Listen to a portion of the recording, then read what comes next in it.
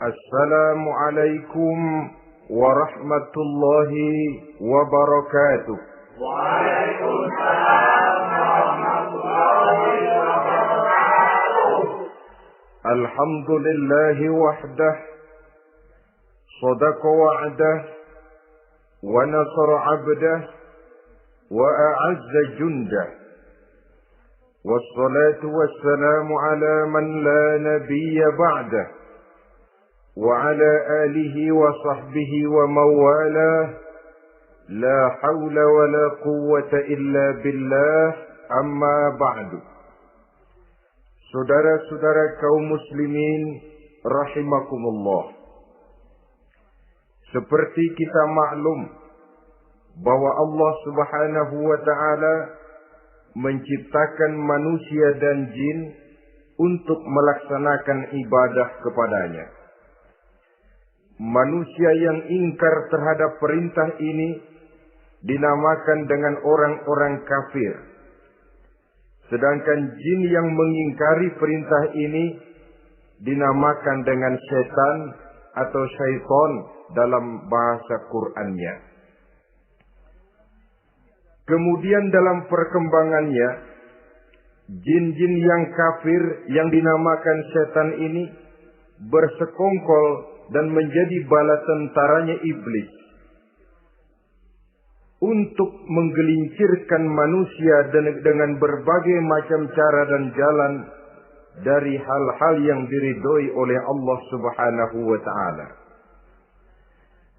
Adapun yang namanya iblis, pada hakikatnya cuma satu saja, yaitu yang ingkar kepada perintah Allah untuk sujud kepada Nabi Adam alaihi salam. Iblis inilah kemudian yang menjadi sesepuh, raja, biang atau dedengkotnya para setan. Seluruhnya akan tunduk kepada komando iblis, akan taat dan setia kepada perintah iblis untuk mencari teman yang sebanyak-banyaknya guna menemani mereka di neraka nanti. Maka mereka pun melakukan satu proklamasi yang bisa kita baca dalam surah Al-A'raf ayat 16 dan 17, di mana iblis dengan tegas menyatakan, "Qala fa bima aghwaytani la aq'udanna lahum siratakal mustaqim." Wahai Allah, kata iblis, dari sebab engkau telah menghukum saya, dari sebab engkau telah mengusir saya dari surga, maka saya berjanji akan menipu, akan menggelincirkan mereka, Adam dan keturunannya, dari jalanmu yang lurus. Apa jalan yang lurus?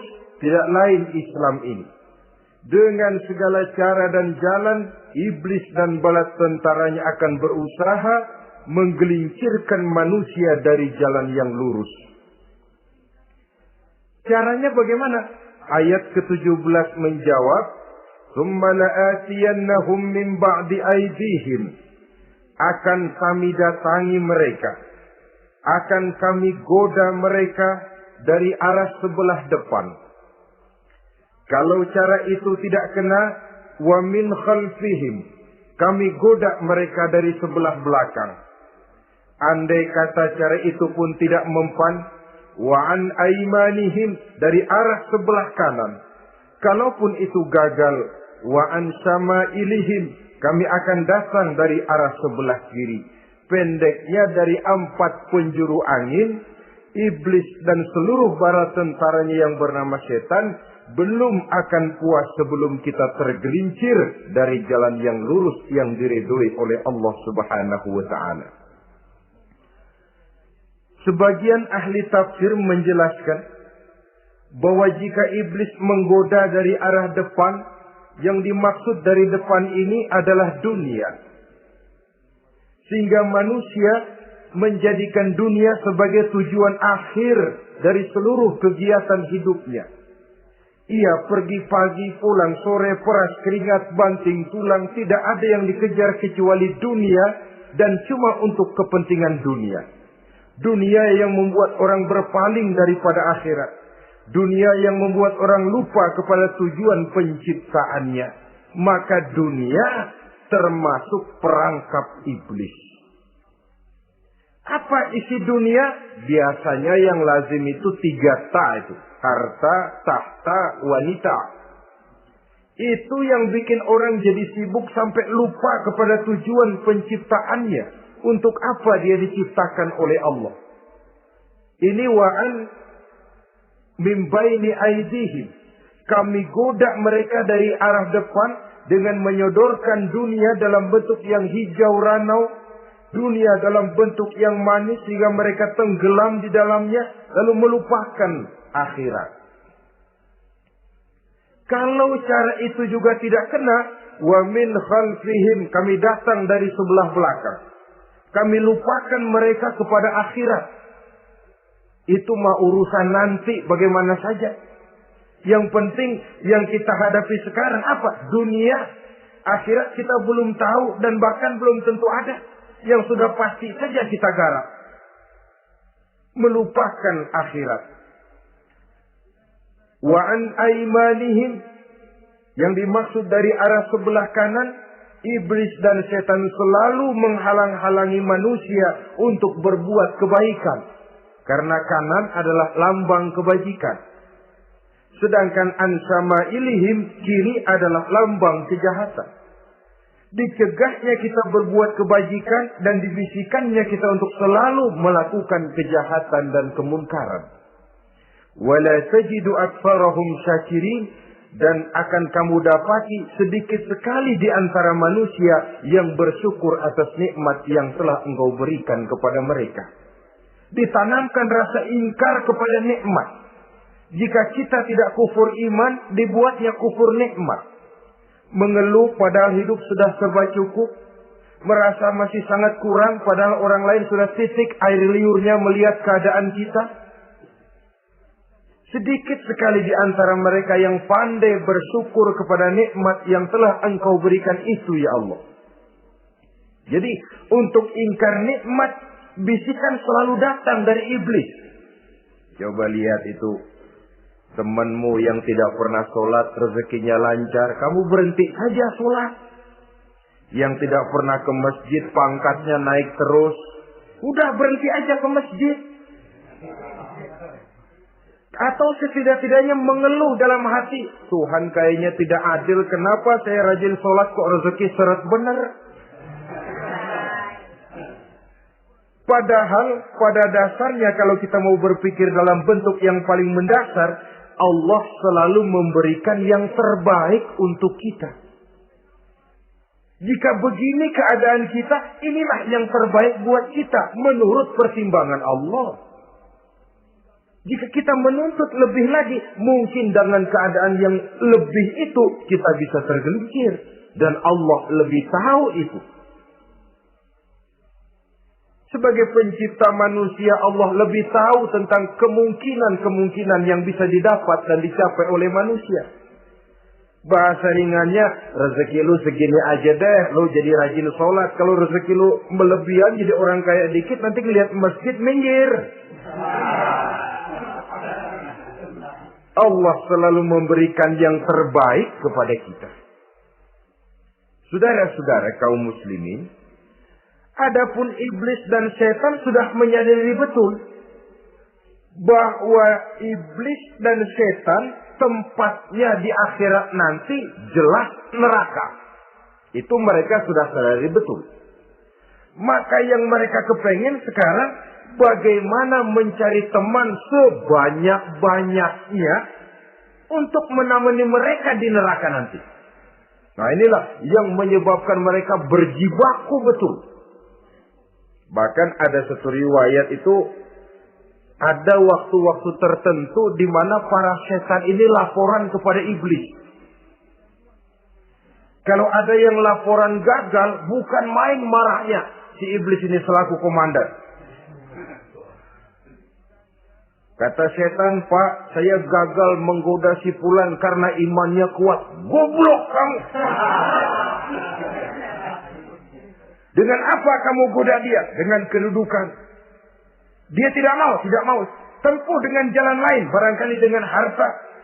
Kalau dengan harta tidak bisa, barangkali dengan wanita. Kalau dengan wanita tidak bisa, tempuh segala macam cara. Dan mereka yang laporannya enak, artinya berhasil menggoda banyak orang-orang beriman, itu kondisinya naik. Bahkan mendapat semacam piagam penghargaan sebagai kadar militan daripada iblis. Nah, mereka berusaha dengan segala macam cara mengumpulkan teman sebanyak-banyaknya. Kalau mereka sendiri sudah tahu pasti, sadar nasib saya di akhirat nanti pasti masuk neraka, diazab dan disiksa oleh Allah. Cuma saya begini ini lantaran ulahnya Nabi Adam dulu.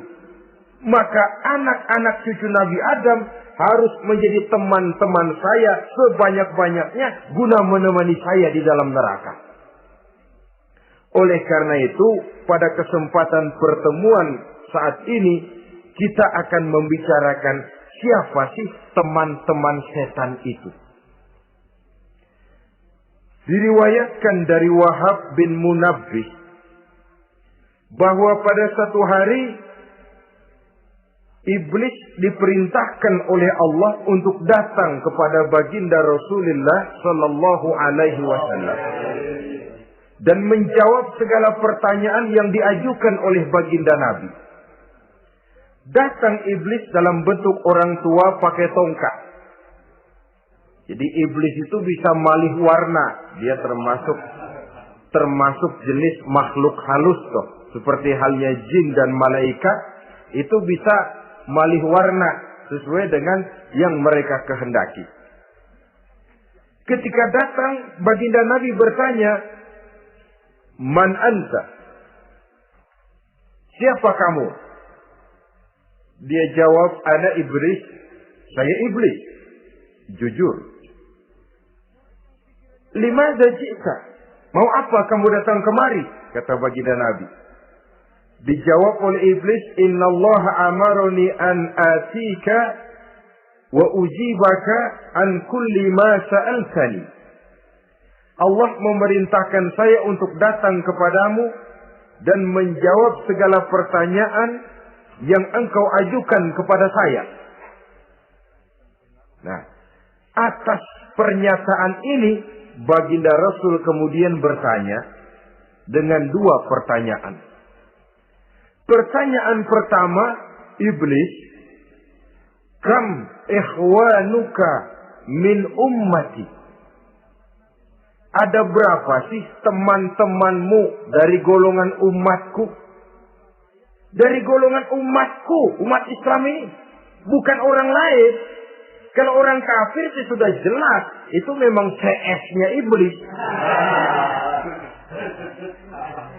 Tapi dari umatku, siapa saja yang jadi teman-teman kamu iblis? Menjadi antekmu, menjadi alatmu sejak dari dunia sampai ke neraka nanti. Atas pertanyaan ini iblis menjawab, "Teman-teman saya dari golongan umatmu ya Muhammad, asarun, ada 10 orang. Ada 10 orang yang merupakan teman-teman iblis dari dunia sampai ke neraka." Siapa mereka? Pertama kata iblis, teman saya hakimun jair. Hakim yang curang. Hakim yang tidak adil. Ini bisa dimaklumi. Kenapa? Karena hakim diharapkan adalah produk keadilan. Sehingga orang mengatakan seorang hakim adalah seorang yang meletakkan sebelah kakinya di surga dan sebelah lagi di neraka. Kalau adil dia menghukum, kaki sebelah kanan yang akan menentukannya ke surga. Kalau licik dia menghukum, kaki sebelah kiri yang akan menjerumuskan dia ke dalam neraka. Saudara-saudara kaum muslimin rahimakumullah.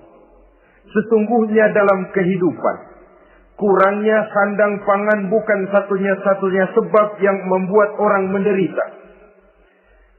Tidak teraturnya perumahan, kurangnya lapangan kerja bukan satu-satunya yang menyebabkan rakyat menderita.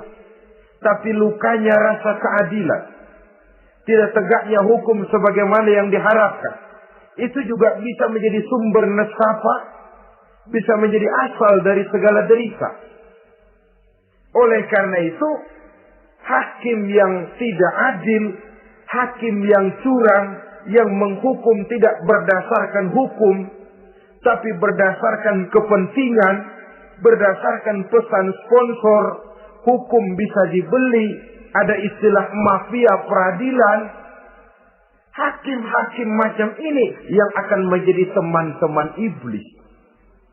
Dan tiap kali palu akan diketuk, iblis sudah bukan main sibuknya. Kekuasaan di tanganmu, hijau katamu, hijau yang akan berlaku, merah kau ketok, merah yang akan jadi keputusan. Orang lain tidak tahu ini kesempatan untuk jadi kaya, ini kesempatan untuk naik pangkat. Manipulir hukum tidak ada yang tahu karena orang banyak yang awam dengan hukum. Saudara-saudara kaum muslimin, kalau hukum sudah bisa dibeli, atau kalau hukum cuma untuk orang-orang kecil saja, ada kelompok-kelompok yang kebal hukum, maka akan timbullah kiamat di masyarakat, di mana yang kuat makin kuat, yang lemah selalu menjadi mangsa. Oleh karenanya, hakim yang serong, hakim yang durjana merupakan teman-teman setan, merupakan teman-teman iblis dari dunia sampai ke neraka nanti. Ini yang pertama. Oleh karenanya, pada dasarnya setiap kita adalah hakim untuk keluarga dalam pergaulan. Hendaklah adil di dalam memutuskan segala sesuatu. Lebih-lebih hakim yang memang menjadi pengayom masyarakat. Bukankah lambang para hakim digambarkan dalam bentuk neraca yang berimbang? Tidak berat ke kiri, tidak juga berat ke kanan. Dalam arti objektif memberikan keputusan sesuai dengan hukum. Sehingga masyarakat terlindungi. Dan hakim yang adil secara praktis adalah musuh daripada setan. Dimanapun setan dan iblis paling gak demen sama hakim yang adil. Itu merupakan musuh besar bagi setan. Yang menyalahkan yang salah, membenarkan yang benar. Walaupun yang salah orang besar, yang benar orang kecil. Dan kita memang oleh baginda Nabi diajarkan satu doa. Allahumma arinal haqqa haqqa warzuqna ittiba'ah. Ya Allah, perlihatkan kepada kami bahwa yang benar itu benar. Sebab sering kita lihat yang benar jadi tidak benar. Ini memerlukan kekuatan batin. Yang benar tampakkan kepada kami kebenarannya ya Allah. Sebab sekarang banyak ketidakbenaran yang dikamuflase. Banyak ketidakbenaran yang diberikan lipstick. Sehingga kelihatannya menjadi benar. Ini baik doa ini saya pikir dibaca oleh para hakim. Allahumma arinal haqqa haqqa. Ya Allah, perlihatkan kepada saya bahwa yang benar itu benar. Dan tidak cuma sekedar itu. Warzuqni ittiba'ah.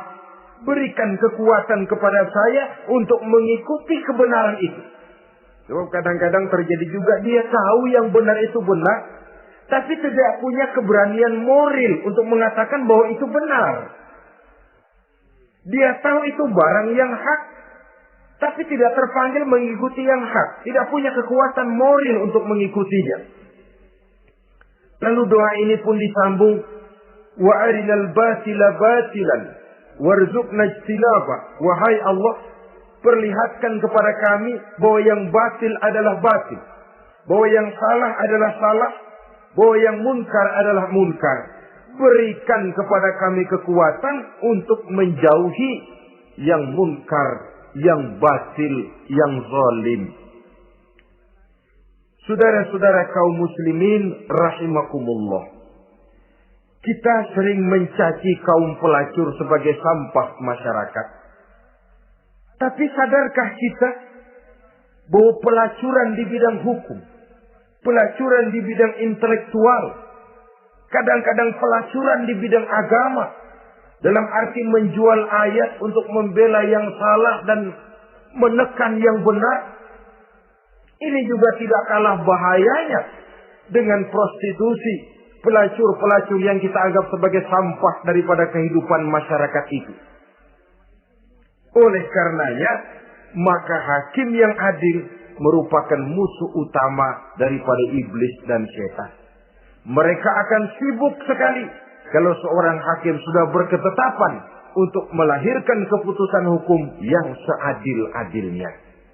Ini yang pertama, teman setan adalah hakim yang nyeleweng, yang tidak adil.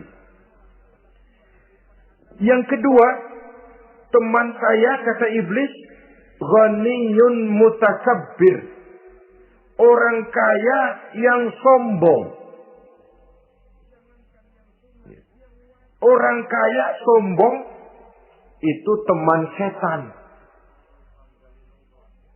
Orang miskin sombong itu lebih teman lagi tuh. Sebab ini sudah kelewatan. Kalau orang kaya sombong barangkali masih lumayan lah, memang kaya. Tapi kalau sudah miskin sombong, minta ampun. Orang kaya yang sombong adalah musuh iblis. Sebab pada hakikatnya tidak ada yang kaya dalam kehidupan ini kalau sudah bercermin kepada apa sih yang kita punya. Nabi Sulaiman karena merasa menguasai antara masyrik dan maghrib, satu hari pernah mohon izin kepada Allah. Ya Allah, saya mohon izin kepadamu untuk memberikan makan kepada seluruh makhluk-makhlukmu sekedar satu hari saja. Baik. Satu hari Nabi Sulaiman mau menjamin menanggung makannya semua makhluk. Karena merasa kaya. Baik, kata Allah. Lalu sibuklah Nabi Sulaiman mengadakan persiapan. Seluruh bala tentaranya, jin, binatang mengumpulkan makanan yang sebanyak-banyaknya, diatur di satu lapangan yang sangat luas. Sebab ini yang mau makan tentu tidak sedikit. Sudah selesai persiapan, kata Allah, sudah selesai Sulaiman? Sudah, ya Allah. Nah, aku mulai dari makhlukku yang paling di bawah. Ikan. Ikan Nun dipanggil oleh Allah. Rezekimu hari ini mau ditanggung Sulaiman. Naik, makan. Naik ikan ini. Sekali makan seluruh persiapan habis.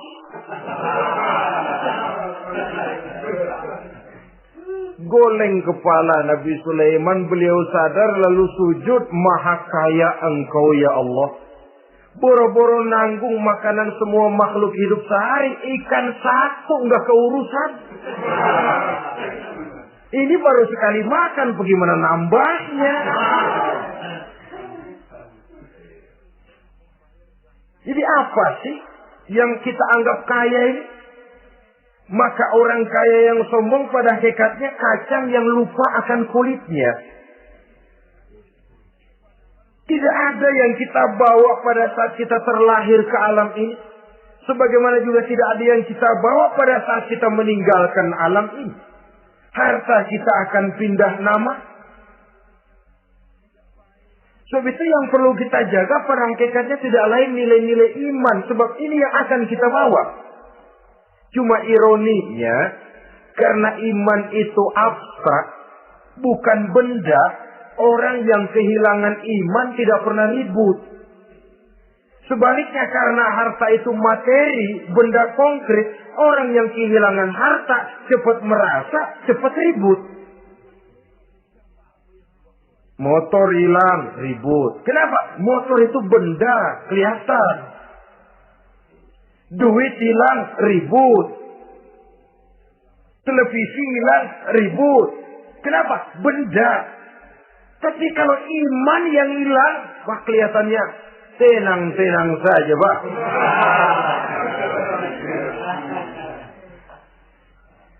Padahal ini usaha iblis, bagaimana orang kehilangan iman, menjadi kafir, masuk grup dia untuk menemani dia di dalam neraka nanti. Dia gelincirkan iman kita, dan kita sering tanpa terasa telah mengalami pergeseran nilai-nilai iman kalau tidak tergusur sama sekali. Cuma saya katakan tadi, oleh karena iman ini bukan benda, orang yang kehilangan iman kurang begitu merasa. Padahal ini yang paling berharga. Sebab ini yang akan kita bawa menghadap Allah. Orang itu kalau sudah yakhruju minad dunya bighairi iman, keluar dari dunia, meninggalkan dunia dan seluruh isinya, kembali menghadap Allah dengan tidak membawa iman, tempatnya jelas sudah. Itu yang paling kita khawatir. Pangkat jelas tidak kita bawa. Harta benda akan pindah nama jadi milik ahli waris kita. Tiba-tiba iman yang cuma satu itu tempat kita bergantung, hilang juga dari diri kita. Dengan apa kita mau menghadap Allah? Dan kemalangan apa yang lebih besar dari orang-orang yang telah kehilangan iman pada saat dia menghadap Allah Subhanahu wa ta'ala.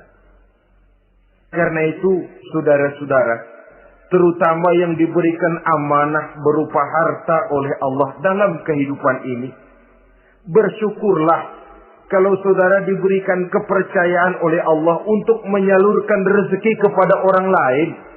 Seperti kran yang nyimpen air tapi tidak untuk dirinya, disalurkan kepada yang memerlukannya. Rezeki dia cuma lewat tangan saya. Rezeki dia cuma lewat tangan saya. Berbahagialah orang kalau dipercayai Allah untuk menyalurkan rezeki kepada orang lain. Artinya agen. Yang ditunjuk jadi agen Allah, kok nggak bangga? Kalau sudah kemari cara berpikir, insya Allah rasa bakhil bin pelit alias medit bin koret.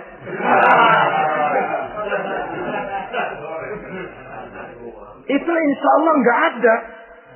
Kan kadang kita berpikir, yang nyari duit gue setengah mati, lu datang-datang mau minta aja pala lu. Kan itu toh kadang-kadang cara kita berpikir. Ya boleh jadi lalu terasa berat. Tapi kalau kembali kepada kesadaran, barangkali alhamdulillah rezeki dia cuma lewat tangan saya. Kalau saya nggak ngasih dia, barangkali nggak semudah ini saya dapat rezeki. Allah mudahkan rezeki saya karena saya sering membantu orang-orang yang memang memerlukan. Andai kata saya nggak membantu mereka, belum tentu rezeki selancar ini. Tidak lalu enak aja. Peras keringat gua banting tulang, pergi pagi pulang sore, lu datang-datang nada aja. Berbahagialah orang jikalau sekali lagi dia dijadikan agen oleh Allah untuk menyalurkan rezeki kepada mereka yang memang memerlukannya. Kalau tidak ke arah itu kita berpikir, yang timbul bakhil. Bakhil lalu bermegah-megah dengan hartanya, timbul kesombongan. Senang lihat orang susah. Lalu dia sendiri dengan hartanya cuma to show only. Pameran. Lewat di kampung, senang kalau orang melotot. Lihat mobilnya yang serba mengkilap. Sepatunya yang serba mahal. Senang kalau, wah. Semua gaya hidupnya serba jet set. Wah, wah, wah. Senang betul kalau melihat orang sudah serba bengong lihat keadaan dia. Timbul takaburnya, sombongnya, ngenyek kepada yang lain. Maka orang kaya yang sombong, teman iblis, teman setan. Setan senang betul. Sebaliknya secara praktis, orang kaya yang rendah hati adalah musuh iblis. Saudara-saudara kaum muslimin, rahimakumullah. Lain memang. Kalau kita diberikan ilmu, di akhirat nanti pertanyaan cuma satu. Ilmumu kau amalkan untuk apa? Kalau kita diberikan umur panjang, pertanyaan akhirat satu saja. Umurmu kau habiskan di mana? Tapi kalau sudah harta diberikan kepada kita, pertanyaan akhirat dua.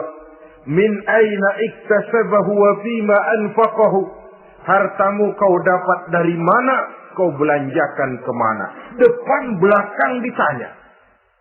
Yang ketiga, teman iblis itu tajirun kha'in. Pedagang yang berkhianat. Baik kepada sesama teman pedagangnya, karena ingin lebih maju dari yang lain.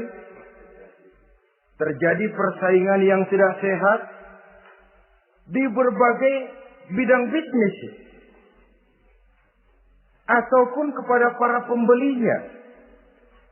Dengan mengatakan barang yang baik adalah barang yang tidak baik menjadi baik. Sebab pada dasarnya apabila kaum pengusaha sudah berkhianat akan timbul kegoncangan ekonomi.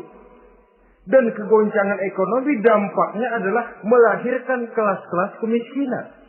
Kemiskinan merupakan satu perangkap iblis. Biasanya orang kalau sudah melarat udah dekat banget sama kafir. Kalau tidak dilatar belakangi oleh nilai iman yang kuat. Udah melarat udah dekat benar sama kafir. Apalagi iblis ini menggodanya. Pandai dia. Kepada orang miskin dia datang dengan bujukan materi. Kepada yang cukup hartanya dia datang dengan bisikan lain. Pendeknya iblis dan setan itu ibarat tukang joget. Dia ngerti betul irama kendang.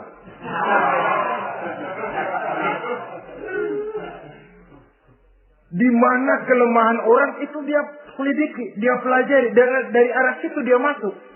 Dan secara strategi perang iblis dan setan ini posisinya memang lebih menguntungkan daripada kita. Kenapa? Dia melihat kita mah nggak lihat dia. Dia bisa pelajari kebiasaan dan kecenderungan kita. Kita nggak tahu kadang-kadang kelemahan kita. Dari arah itu dia masuk. Posisi dan strateginya lebih menguntungkan daripada kita. Saudara-saudara kaum muslimin rahimakumullah. Bila ekonomi sudah goncang, terjadi penimbunan barang, terjadi spekulasi harga, timbullah kegoncangan sosial. Dan dikala itu setan dan iblis pesta. Dia merasa perangkapnya berhasil. Persaingan-persaingan yang tidak jujur, yang pada dasarnya akhirnya bukan cuma merusak sistem ekonomi, tapi juga mempengaruhi hasil kerjaan. Dalam tender-tender usaha-usaha besar misalnya, oleh karena mengajar supaya dia yang mendapat proyek, dia tidak segan sogok sini, suap sana, semir sana, usap sini. Tinggal untungnya sedikit dan dia harus dapat untung besar. Akhirnya apa? Proyek yang dikerjakan cuma asal sekedar jadi. Tidak seperti standar yang ditetapkan lagi. Juga tidak merupakan kesalahan yang sepenuhnya harus dibebankan kepada dia. Kesalahan yang merupakan siklus. Mata rantai sudah lingkaran setan. Itulah sebabnya sering saya ungkapkan kalau manusia sudah jadi teman setan, lebih buas daripada bajing. Karena bajing cuma makan kelapa, tapi bajingan gak apa saja dimakan. Sudah jadi teman-teman iblis, tidak ngerti halal haram, hak dan batil. Ini kepentingan pribadi apa kepentingan orang banyak, yang penting sikap saja. Jadi yang ketiga ini targetnya memang kekacauan ekonomi. Yang kemelaratan, kemiskinan merupakan tangga untuk sampai kepada kekafiran. Dan iblis tahu betul itu.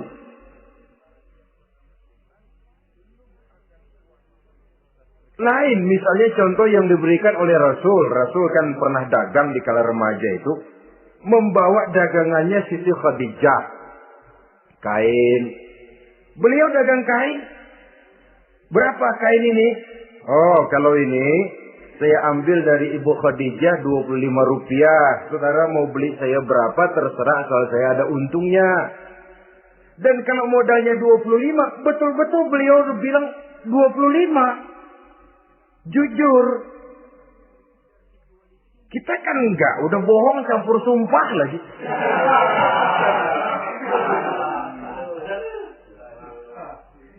Ini yang ketiga. Yang keempat, teman-teman setan, teman-teman iblis, syaribul khamr. Orang yang minum arak, pemabuk, itu teman setan. Bahkan divonis tidak beriman orang yang pada saat meninggal dunia di dalam perutnya itu masih ada khamr. Tidak beriman divonis. Jadi dalam satu pesta di mana disediakan minuman-minuman keras, iblis itu sudah masang perangkap. Dan bila minuman itu dihampiri orang, dia mulai senang, wajahnya berseri-seri. Kalau minuman dituang ke gelas, dia tepuk tangan. Bila minuman mulai mengalir ke tenggorokan, dia jijimprakan iblis. Girang bukan main.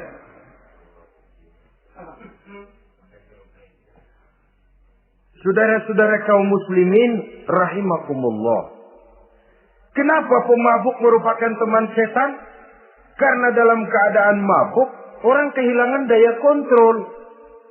Perbuatannya nyaris tidak terkontrol lagi. Tidak ada rahasia, tidak ada harga diri, tidak ada sifat memelihara. Dan itu ciri-ciri daripada iblis. Syaribul khamr. Orang yang suka meminum minuman keras. Itulah sebabnya memang dalam hidup ini kita harus punya filter. Allah selalu menghendaki yang terbaik dan memilihkan yang terbaik untuk kita. Kalau sudah itu minuman yang baik kata Allah, itulah memang yang baik untuk kita. Kalau itu dilarang oleh Allah, itulah memang yang tidak baik untuk kita. Jadi kalau sudah qat'i dalilnya, gak usah buang energi menyelidiki apa manfaatnya. Kalau sudah qat'i dilarang, gak usah buang energi menyelidiki apa bahayanya khamr. Allah tidak akan melarang sesuatu yang mengandung manfaat. Yang dilarang Allah tentu yang membawa mudarat dan bahaya di dalam kehidupan. Bukankah sekarang ini minuman keras sudah merupakan penghias pesta? Merupakan kebanggaan di kalangan remaja? Termasuk dalam kata khamr ini ya morfin, ganja, narkotik, dan yang sejenis dengan itu. Orang sudah merasa bangga kalau sudah fly to the sky. Membumbung ke angkasa katanya dunia ini luas. Lupa segala macam persoalan. Tapi sampai kapan? Sampai kapan orang merasa membumbung? Sampai kapan orang merasa bisa meninggalkan segala persoalan? Sampai mabuknya selesai? Ya kalau gitu mabuk aja terus. Lalu apa artinya kehidupan ini? Mabuk kan gak ngerugiin orang lain. Kalau saya nyolong kan ngerugiin orang lain. Kalau saya korupsi ngerugiin orang lain. Kalau saya zina jelas ada orang lain yang dirugikan. Tapi minum khamar, siapa yang rugi? Uang-uang saya. Saya beli dengan uang saya. Yang minum pun saya. Siapa yang rugi? Saudara, ini pemikiran sepihak namanya. Pertama jelas merugikan diri sendiri. Kesehatan terganggu, pertumbuhan IQ, ya, daya pikir jadi jumud bin beku. Tidak ada idealisme ke arah depan. Yang ada ya, yang dipikirkan ya, yang di depan hidungnya saja. Dan konon itu pada mulanya memang orang kan sifatnya cuma ingin tahu. Nyobain ketagihan. Ya kalau orang tuanya masuk golongan sehat, mampu. Kalau orang tuanya termasuk ekonomi lemah. Sedangkan kecanduan hal yang tidak bisa ditangguhkan. Orang yang sudah kecanduan minuman keras. Sekali dia tidak minum, sudah bukan main rasanya. Orang yang sudah biasa minum ganja, morfin, narkotik, satu kali dia tidak bertemu itu, sudah nggak keruan rasa. Orang tuanya tidak mampu, kenapa lalu nggak ngelamun yang negatif? Ya kalau dia keluarga have, orang tuanya masih ngelarang, dia bisa jual hal lain di rumahnya yang ada harganya. Tip deka itu, video kah itu, mobil kah digade dulu. Kalau di kampung, anak-anak muda yang menengah ke bawah, kenapa nggak ayam orang disamber?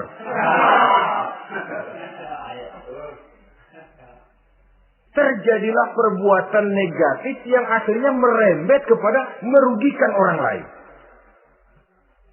Hakikatnya zahirnya memang pada mulanya hanya merugikan diri sendiri. Tapi lambat laun akan merembet juga kepada merugikan orang lain.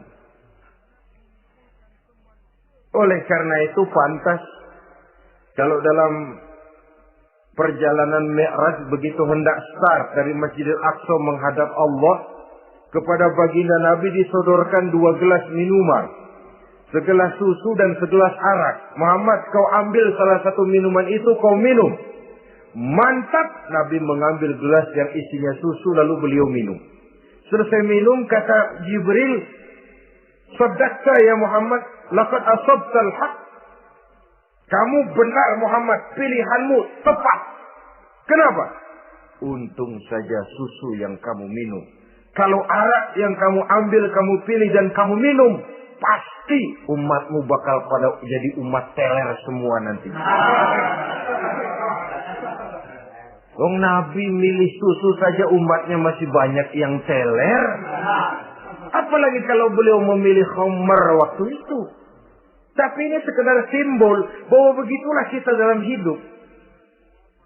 Saudara, kalau di depan kita ditaruh segelas jamu, segelas sirup, kira-kira pilih mana? Jamu. Sirup apa jamu? Jamu. Orang yang berpikir panjang ke depan, dia bakal pilih jamu. Memang pahit, getir, nggak enak, tapi besok pagi badan enteng, kerja semangat, berpikir cerdas, gairah ada. Orang yang pikirannya pendek, ngapain jamu getir nih, sirup nih. Manis ini. Dia minum, bukan main manisnya. Besok pagi bibir pada jontor. Begitulah dalam kehidupan ini. Maka hendaknya kita berusaha dengan sekuat kemampuan untuk menghindarkan diri dari minuman keras dan pengaruh-pengaruhnya. Yang kelima, teman iblis itu al-qattat. Tukang-tukang fitnah. Itu suling iblis itu. Trompet setan. Sebab apa? Benar kalau Quran mengatakan, Nabi mengatakan al-fitnatu asyaddu minal qatli. Fitnah lebih bahaya dari pembunuhan. Sebab apa? Pembunuhan membunuh orang secara langsung. Fitnah membunuh orang pelan-pelan. Kalau mati mau mendingan cepat daripada pelan-pelan. Pelan-pelan mati, cepat mati, enakan cepat, nggak ngerasain sakit. Fitnah membunuh orang pelan-pelan. Nama baik orang hancur, dicoreng-moreng di tengah masyarakat. Maka tukang-tukang fitnah, teman-teman setan dari dunia sampai ke neraka nanti. Karena fitnah lebih bahaya daripada pembunuhan. Mengada-ada yang tidak ada diada-adakan, fitnah. Melebih-lebih berita semeter jadi 3 meter, yang 2 meter. Ya kalau positif, kalau negatif, fitnah. Memang orang bilang kalau kita nitip duit jangan harap lebih, kurang bisa. Tapi kalau nitip omongan jangan harap kurang, pas saja sudah untung itu. Biasanya lebih, namanya omongan. 1 meter jadi 2 meter, 2 meter jadi 3 meter. Itu sifat dari yang namanya omongan. Kita kirim uang, udah gak bakalan lebih dah. Ini nitip uang sama saya 50.000, tambahin 10.000, langka yang berpikir begitu. Kurang malah bisa. Enak aja nitip, gua kan kemarin pakai ongkos. Hitung transport misalnya. Tapi kalau sudah nitip omongan, pas saja sudah untung loh. Biasanya malah lebih. Fitnah pernah melanda Nabi Zakaria. Fitnah pernah melanda Habil dan Qabil. Fitnah pernah melanda Nabi Ibrahim. Fitnah bahkan pernah melanda kehidupan baginda Rasulullah sallallahu alaihi wasallam. Dalam peristiwa yang lazim kita kenal dengan hadisul ifki, bagaimana gosip pun sempat mengguncang rumah tangga kehidupan baginda Nabi. Sehingga pantas kalau beliau sendiri mengatakan al-fitnatu asyaddu minal qatli. Fitnah itu lebih bahaya daripada pembunuhan karena fitnah membunuh orang secara pelan-pelan. Saudara-saudara kaum muslimin rahimakumullah. Lidah tidak bertulang. Sohirul jirmi azimul jurmi. Kecil bentuknya tapi besar akibatnya. Kalau kita luka karena silet 2-3 hari boleh sembuh. Tapi luka karena lidah seumur hidup kita ingat. Asal lihat orangnya ingat nih dia nih yang ngomong kagak enak banget gua tandain dah.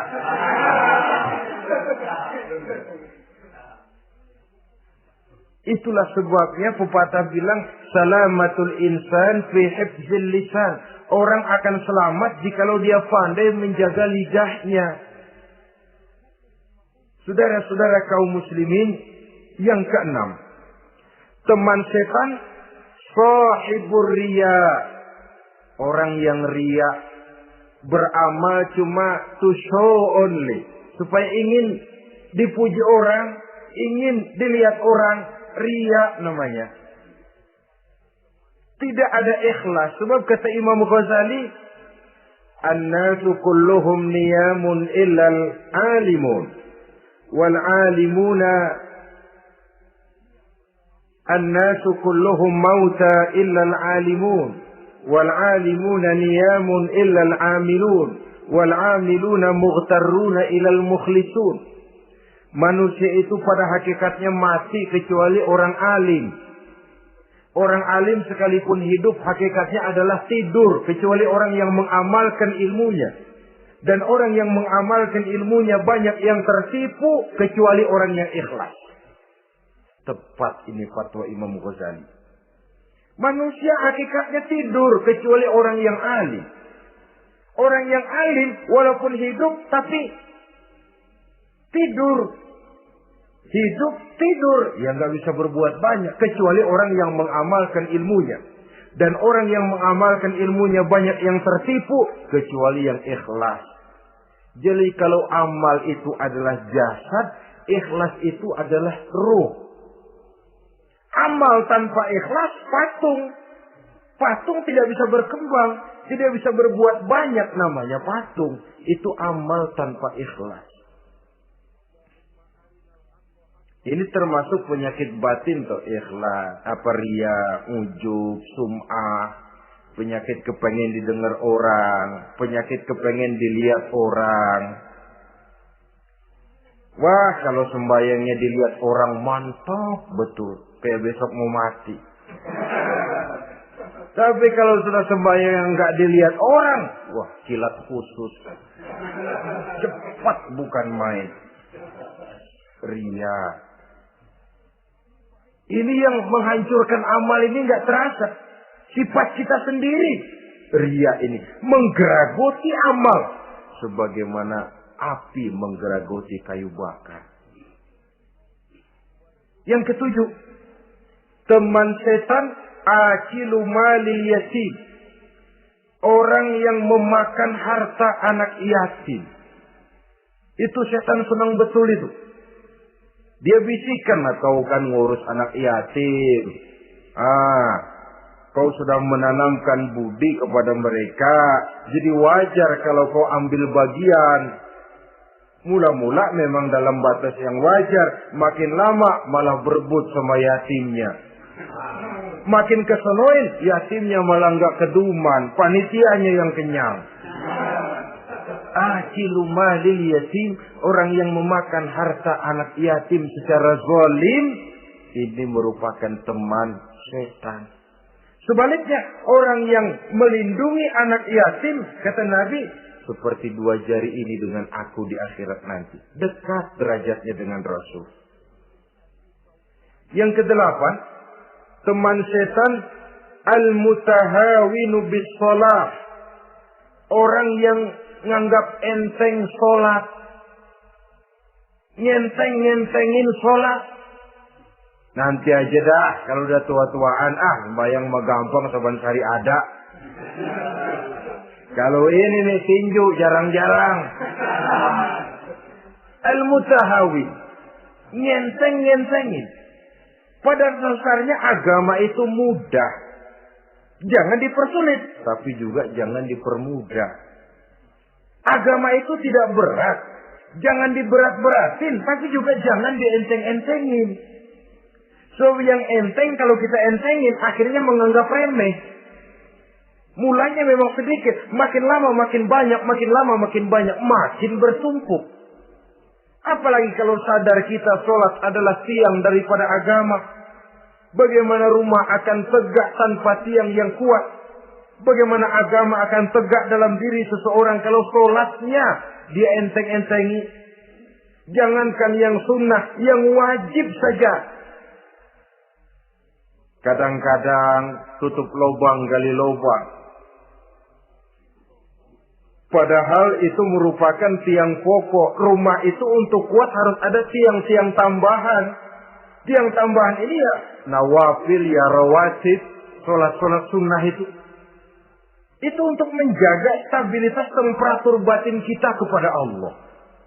Al-mutahawinu bis sholat.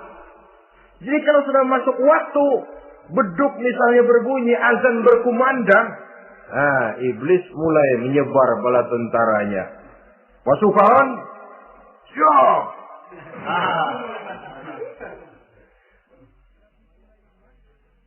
Kama yang dagang dia bisikin. Sudah enaknya lu dagang, gua beli lagi banyak-banyak, sembahyang mah ada besok. Sama yang kerja, jangan ditinggal ini kerjaan, tanggung, sembahyang masih ada besok. Saudara-saudara kaum muslimin rahimakumullah. Andai kata kita berhasil, kita tinggalkan kesibukan, lalu kita pergi sholat, apa iblis diam? Setan tenang? Tidak. Masih dia bisiki kita. Iya, kalau mau sembahyang ya sembahyang, gak cuma buruan udah. Nah, yang mau belanja, yang menunggu, bukan main. Sampai ruku kita tidak sempurna, bacaan kita semrawut, sujud kita tidak lengkap. Sholat juga, tapi disitulah masuk iblis. Atau kalau itu kita berhasil cegah, ruku tertib, ada tumakninah, sujud bagus, iblis masuk lagi. Wah, memang sembahyang kamu mantap. Orang lain gak ada yang sembahyang kayak kamu. Yang timbul apa? Ujub. Sombong kepada diri sendiri. Begitu rajin sembahyang. Lu ya, pada gak sembahyang. Apaan lu? Gua nih. Itu sudah perangkap iblis. Jadi lewat segala macam cara dan jalan. Kepada yang ibadahnya bagus ditanamkan rasa ujub. Kepada yang mau berusaha bagus ditanamkan sifat was-was, buru-buru. Saudara-saudara kaum muslimin, ini yang ke-8. Yang ke-9, mani'uz zakat. Orang yang enggan membayar zakat itu teman setan. Gak ada urusan sama zakat. Sayang-sayang harta dizakatin. Saudara-saudara, padahal zakat itu kata Nabi, zakku amwalakum biz zakat. Bersihkan hartamu dengan zakat. Jadi barangkali bercampur harta itu dengan sedikit yang tidak baik, bercampur dengan yang kotor. Zakat itu membersihkan yang lain. Kita misalnya dalam satu kelas punya murid 40 orang, 42 orang, ada 2 orang yang bandel, nggak ketulungan. Sudah segala macam cara kita perbaiki, nggak juga berhasil. Ini kan kalau nggak diatasi kan mempengaruhi yang teman-teman yang 40 orang. Untuk menyelamatkan yang 40 ini, nggak apa-apa yang 2 keluarin. Bikin pemecatan. Anak saudara, kami sudah tidak sanggup lagi mengajar. Dengan ini kami berhentikan dari sekolah yang kami pimpin untuk menyelamatkan teman-teman yang lebih banyak. Mengeluarkan yang 2 untuk menyelamatkan yang 40. So, kalau tidak ini nanti ngerembet, yang 40 ngikut jadi ngeres. Itu juga harta. Zakat untuk membersihkan yang masih tersisa. Yang terakhir, yang ke-10, teman setan, musuh, teman iblis, man yutilul amal. Orang yang terlalu panjang angan-angan. Penghitung bintang di langit. Yang hidup cuma ngitung jikalau. Wiridannya cuma jikalau.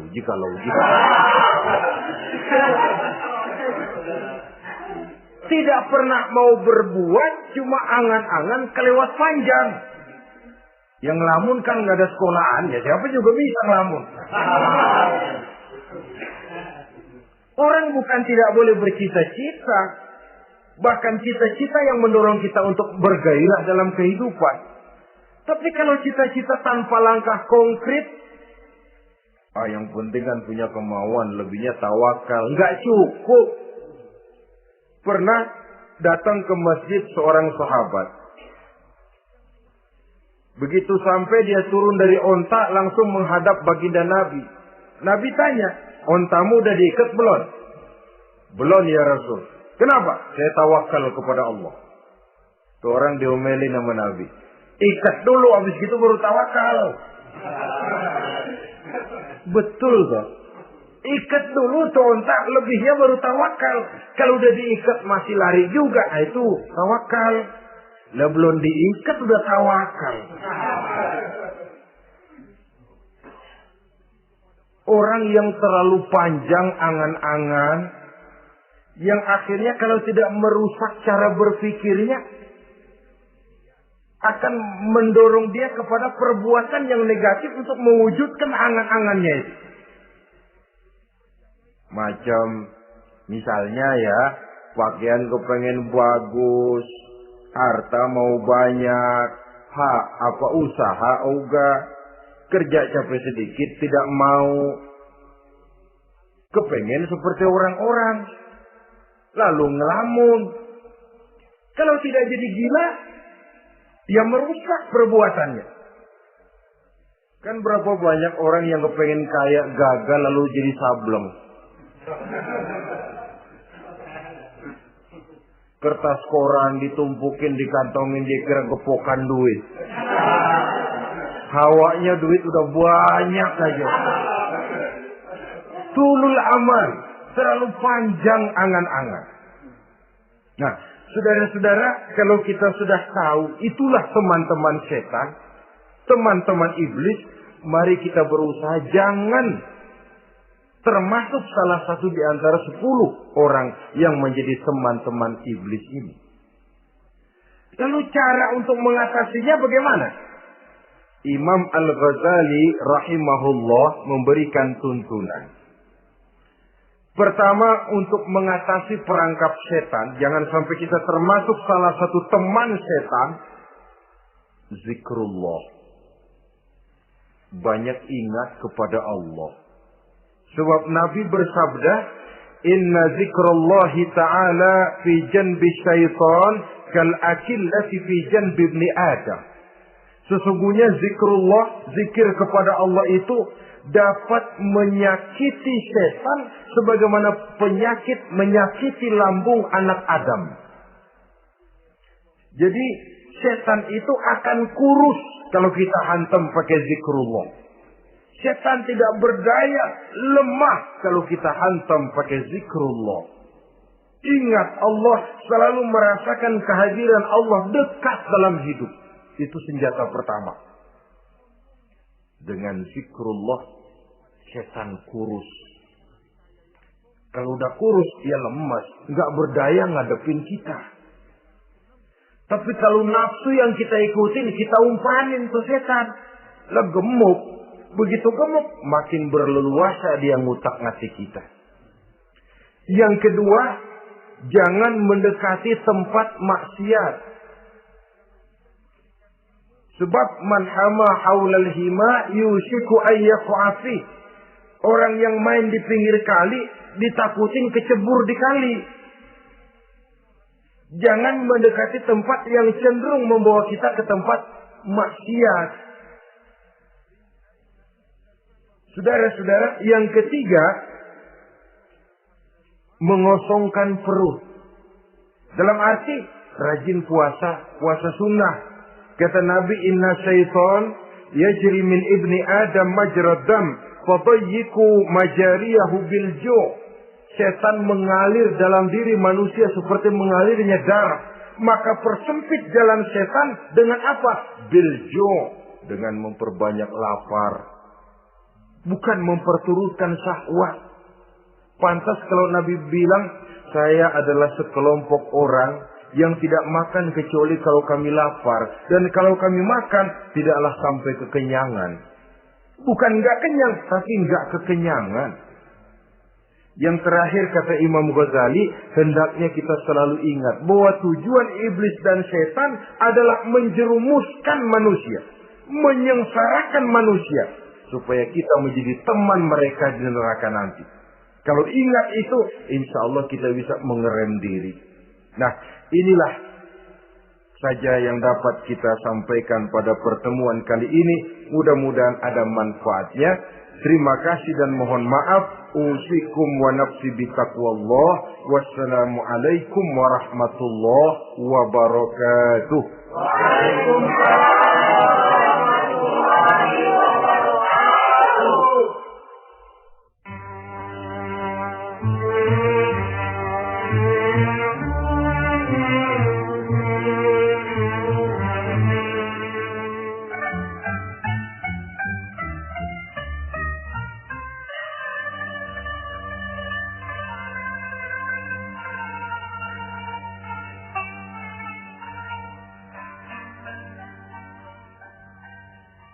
Thank you.